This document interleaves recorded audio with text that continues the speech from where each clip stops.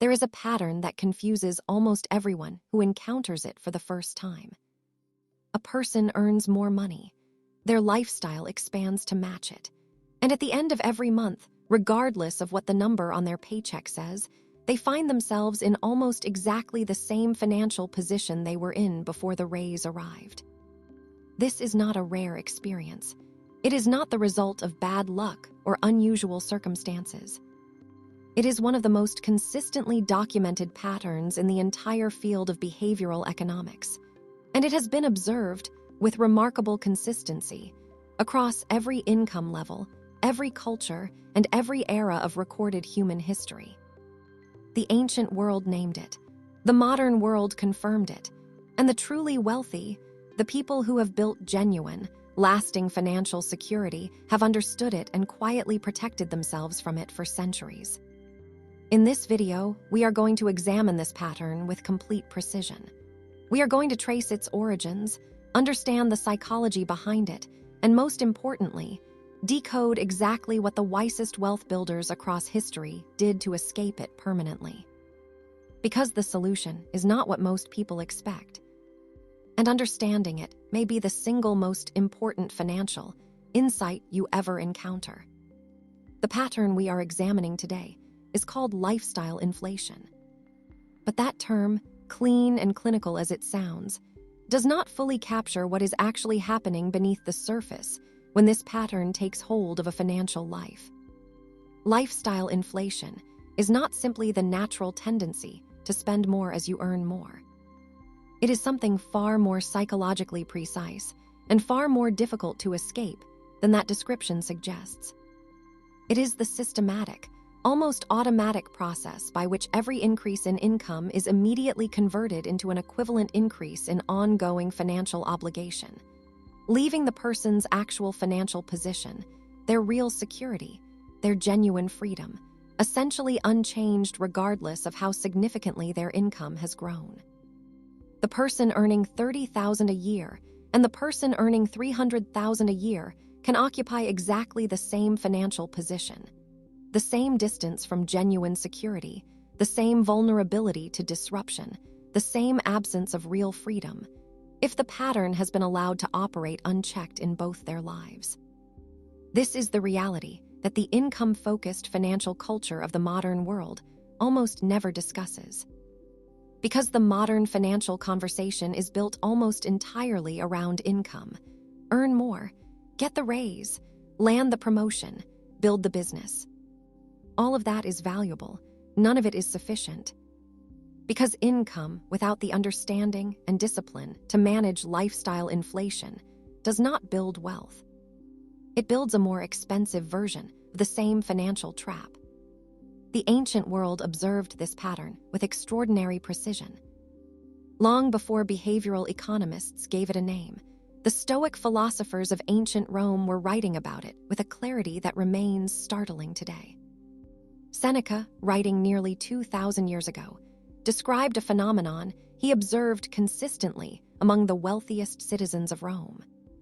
He noted that men of extraordinary income lived in a state of permanent financial anxiety that bore no relationship to the actual size of their resources.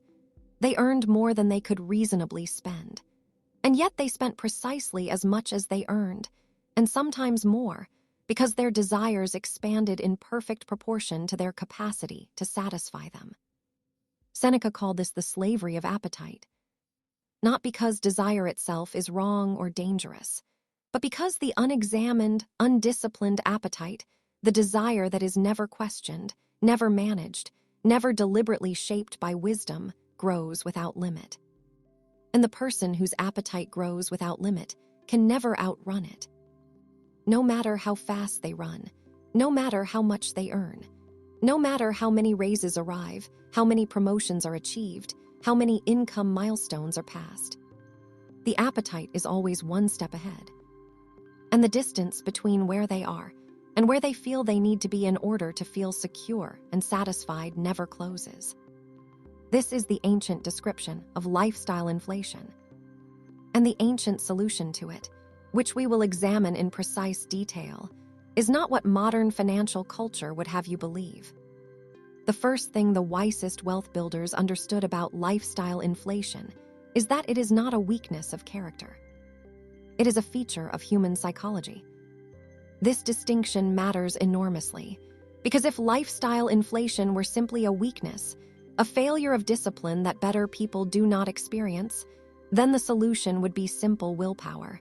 Try harder, want less, be more disciplined. But that is not what it is. Lifestyle inflation is the natural, predictable, almost inevitable result of a psychological mechanism that every human being carries, the mechanism of social comparison. Human beings are social creatures. We calibrate our sense of what is normal, what is appropriate, and what is necessary not against an absolute standard, but against the people around us. When your income was lower, your social circle was calibrated to that income level. Your sense of what constituted a reasonable home, a reasonable car, a reasonable holiday, a reasonable wardrobe was shaped by the people you spent time with and the environments you moved through. When your income rises, your environment typically changes. Your social circle expands or shifts. The environments you move through become more expensive. And your sense of what is normal, what is appropriate, what is necessary recalibrates automatically to match the new environment. This is not vanity. It is not weakness. It is one of the most deeply embedded features of human social psychology. The ancient Stoics understood this with precision. They did not try to eliminate social comparison. They were too psychologically sophisticated to believe that was possible. Instead, they built a practice designed to interrupt it. They called it negative visualization. The deliberate, regular practice of imagining the loss of what you currently have, not to create fear or anxiety, but to restore genuine appreciation for what is already present, and to recalibrate the sense of what is actually necessary for a life of quality and satisfaction. Practiced consistently, this technique quietly reduces the power of social comparison over financial decisions, without requiring the impossible elimination of social awareness itself. The second thing the wisest wealth builders understood about lifestyle inflation is where it is most dangerous. Not in the large, visible, deliberate purchases, the house, the car, the holiday. Those decisions, precisely because they are large and visible, tend to involve at least some degree of conscious deliberation. The person making them is aware, at some level, that a significant financial decision is being made. The real danger of lifestyle inflation lives in the small, invisible, automatic upgrades that accumulate without conscious awareness. The subscription that seemed reasonable at the new income level and was never reviewed again. The restaurant that became the default instead of the occasional treat. The version of the product that was slightly better and slightly more expensive and seemed completely justified given the new income. The service that eliminated a minor inconvenience and added a modest monthly cost that was never questioned again. Each of these individual decisions is trivial. Their accumulation is not. Because each small automatic upgrade adds a fixed ongoing obligation to the financial structure of a life. And fixed ongoing obligations, small, numerous, and largely invisible, are the mechanism through which lifestyle inflation converts income growth into the permanent absence of financial margin. The ancient merchant families of medieval Europe understood this principle with great precision. They maintained meticulous records, not of large transactions, which were obvious, but of small recurring costs, which were invisible. Because they understood that financial margin, the gap between what comes in and what goes out, is not destroyed by large, deliberate decisions. It is eroded slowly and almost invisibly by dozens of small automatic ones. We have examined what lifestyle inflation actually is beneath its surface. We have traced its ancient origins. We have identified where it is most dangerous. But there is one dimension of this pattern that the ancient philosophers wrote about more than any other. It is the dimension that explains why the wealthiest people in any era have almost always been the most financially conservative in their private lives. And it is the insight that will change the way you look at every financial decision you make from this point forward. The third and most important insight the wisest wealth builders held about lifestyle inflation is this. The lifestyle that feels necessary today was, not long ago, a luxury you had not yet imagined wanting. This is the observation the ancient Stoics returned to more consistently than almost any other in their writing about wealth, desire, and human behavior. The human capacity for adaptation, the psychological mechanism that allows us to adjust to new circumstances with remarkable speed, is one of our greatest evolutionary gifts. And in the context of financial life, it is also one of our greatest vulnerabilities. Because the same mechanism that allows us to adapt to genuine hardship with resilience and grace also allows us to adapt to luxury with terrifying speed. A lifestyle that would have seemed extraordinary 1 year ago becomes the baseline expectation within months. What felt like abundance becomes what feels merely adequate, and what felt merely adequate begins to feel insufficient. This is not ingratitude. It is not weakness. It is the psychology of hedonic adaptation, the human tendency to return to a relatively stable level of satisfaction regardless of significant changes in external circumstances. The ancient Stoics named this tendency precisely and built their entire philosophical practice around one core question. If the satisfaction of any desire only produces temporary elevation before returning to baseline, if the new normal always becomes merely normal, then at what point does the expansion of lifestyle actually produce genuine, lasting improvement in well-being? Their answer, confirmed by modern psychological research with extraordinary consistency, was simple and unsettling. Almost never. Beyond a threshold of genuine comfort and security, the expansion of lifestyle produces diminishing and eventually negligible returns in actual well-being.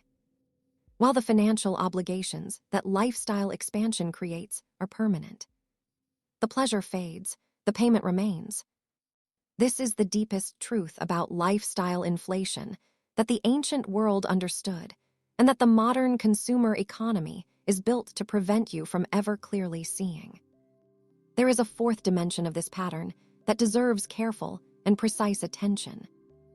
It is the relationship between lifestyle inflation and genuine financial vulnerability, and it is a relationship that the modern world almost never discusses openly. Every increase in lifestyle obligation reduces financial resilience by an equivalent amount. This is not a metaphor. It is a mathematical reality.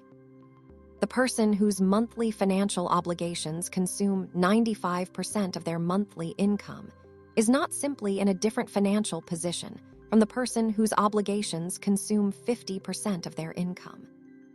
They occupy a fundamentally different category of financial vulnerability. The first person, the one at 95%, has almost no capacity to absorb any financial disruption whatsoever. A job loss, a medical expense, a necessary repair, an unexpected obligation of any kind immediately produces a financial crisis. Their apparent income is high. Their actual security is almost non-existent. The second person, the one at 50%, can absorb significant financial disruption without crisis. They have margin. Margin produces options. Options produce genuine freedom, the freedom to make decisions based on what is actually right rather than what financial desperation demands. The ancient wealth builders understood with great precision that the purpose of financial discipline was not the accumulation of a number. It was the creation and preservation of margin. The gap between what comes in and what must go out. That gap, maintained deliberately and protected fiercely against the constant pressure of lifestyle inflation, is where genuine financial freedom lies. Not in the income, not in the assets, not in the investment portfolio. In the margin. The space that allows a person to make decisions from a position of genuine choice rather than financial compulsion. So how does a person actually interrupt the pattern of lifestyle inflation in the conditions of modern daily life? The ancient answer operates on 3 levels simultaneously. The first level is awareness. You cannot interrupt a pattern you cannot see. The first practice is a complete, honest, unsentimental audit of every ongoing financial obligation in your life. Every subscription, every recurring cost, every automatic payment, every monthly commitment.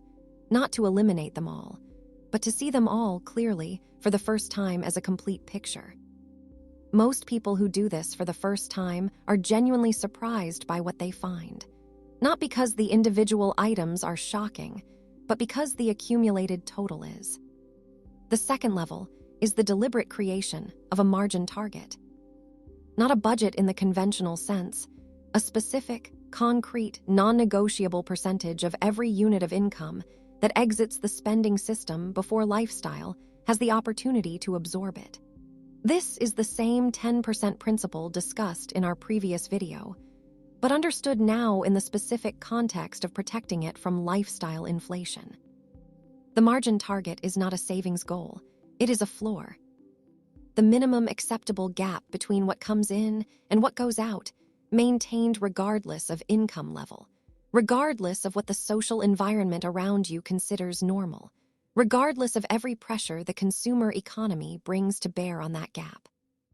The third level is the practice the ancient Stoics called voluntary discomfort.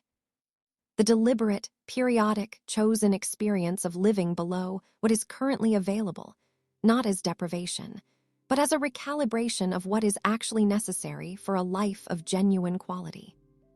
A week each quarter of deliberate simplicity, a month each year of reduced expenditure, not as punishment, but as a practice that regularly resets the psychological baseline of what feels necessary, interrupting the slow upward drift of lifestyle expectation before it becomes permanently embedded in financial obligation. These 3 practices together do not require extraordinary willpower or unusual discipline. They require only the awareness that lifestyle inflation is operating, quietly, automatically, and continuously, in the background of every financial life, and the deliberate choice to interrupt it. The ancient world understood something about wealth that the modern world has made extraordinarily difficult to see clearly. Income is not wealth. Income is the raw material from which wealth can be built. If, and only if, the gap between income and expenditure is deliberately created, carefully maintained, and fiercely protected against the constant upward pressure of lifestyle inflation.